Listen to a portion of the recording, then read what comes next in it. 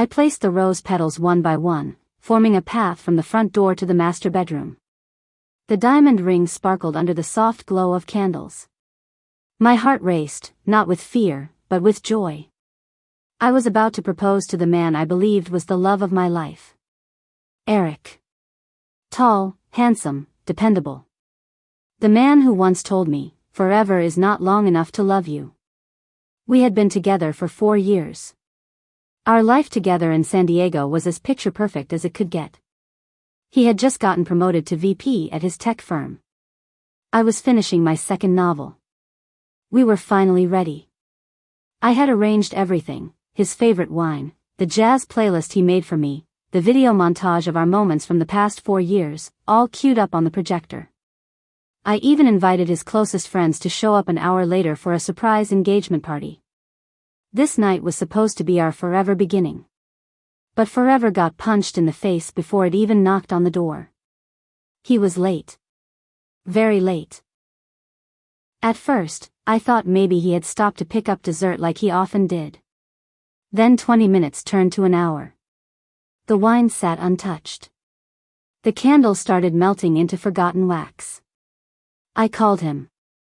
No answer. Texted. Nothing.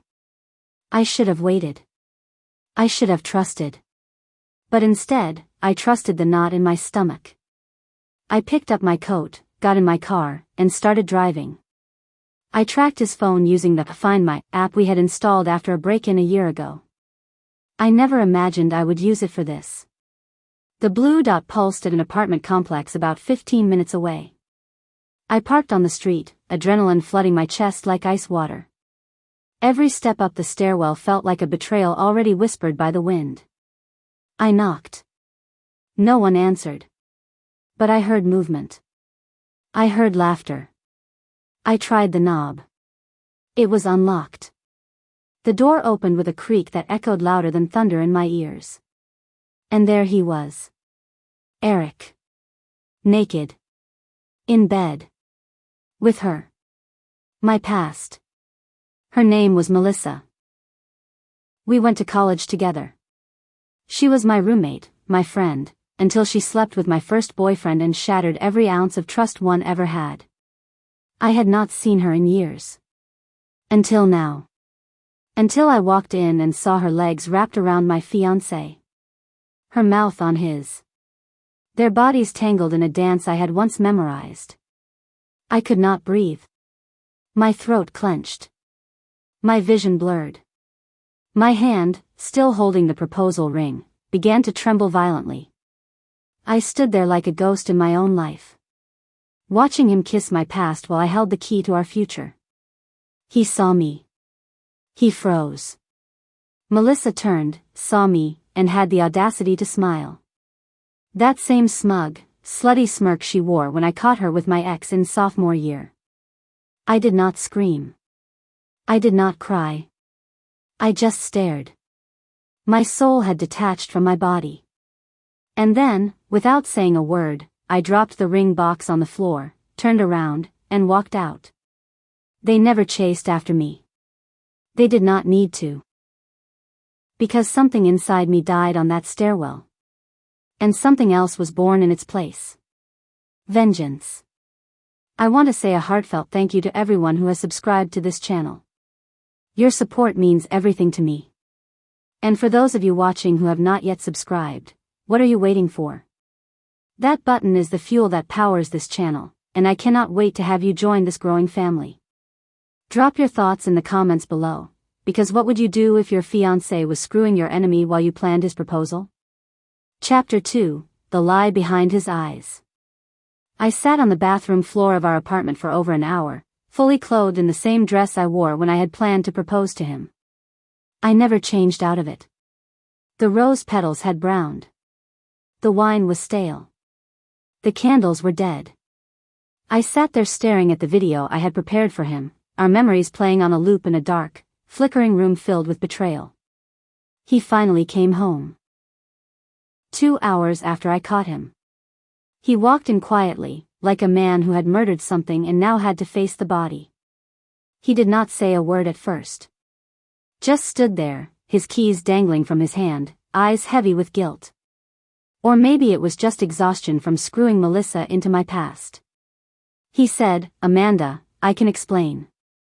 But I did not want his explanation. Because what excuse could you possibly make for fucking your fiancé's worst enemy? I told him to sit. I sat across from him. His hands were shaking. But mine were still. Calm. Dead calm. I asked him one question: how long? He looked down at the floor, and for a split second, I thought he might lie. I could see it behind his eyes, the temptation to protect himself. But instead, he said, 6 months. 6 months. Half a year. While I was planning a future, he was reliving my nightmare. He said they ran into each other at a friend's birthday. She looked different.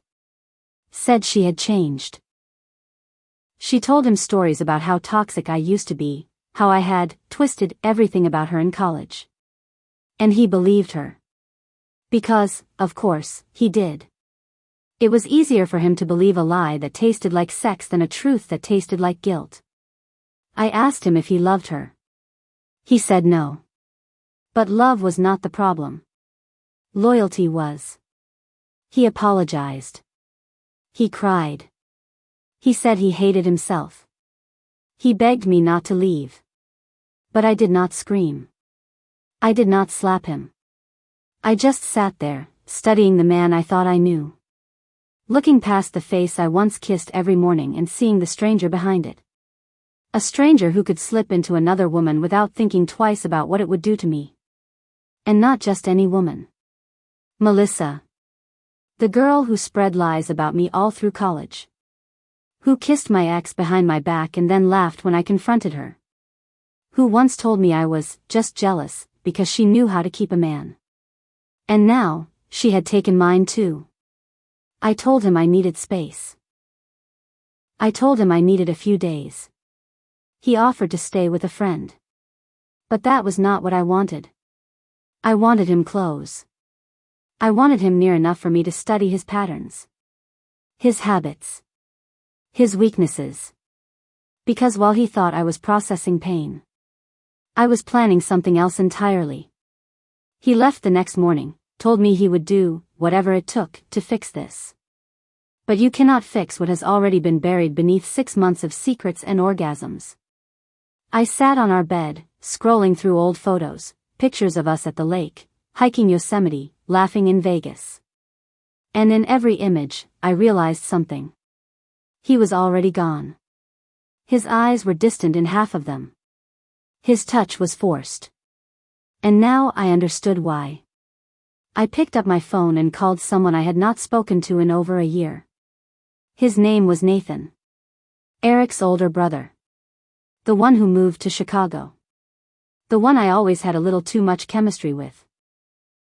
And the one who warned me about Eric the night before our engagement anniversary last year. Nathan answered on the second ring. Wow. Amanda. Long time. His voice sounded the same, warm, curious, always a bit amused. I asked him if he was in town. He said yes. Business trip. Leaving Sunday. I asked him to meet me for coffee. He said yes without hesitation. And then I smiled. Because I had just found my mirror. Eric had broken me into pieces with the one person from my past who destroyed me. And now? Now I was going to break him back. With the one person from his past he trusted the most. His own blood. Nathan looked even better than I remembered. Broad shoulders. Confident walk. A smirk that could melt walls. When I saw him walk into the coffee shop, something inside me shifted. Not just desire, something darker. Something I had been too afraid to let loose for years. But now, with Eric's betrayal still bleeding under my skin, I no longer cared about control. I just wanted to feel powerful again. He hugged me like nothing had changed. Like we were still the two people who used to share long stares across family dinners while pretending not to notice how close our legs were under the table. The only difference now? I wanted him to touch me. I told Nathan the truth, in pieces. I told him what Eric did. Who he did it with. I watched Nathan's face twist with disgust. He clenched his jaw and cursed under his breath. He always was a selfish little shit, he said, shaking his head. I sipped my coffee slowly and looked him in the eye. I need one night, Nathan. With someone who actually sees me. He hesitated. Not because he did not want it, but because he knew what it meant. It was not just sex. It was betrayal. It was revenge.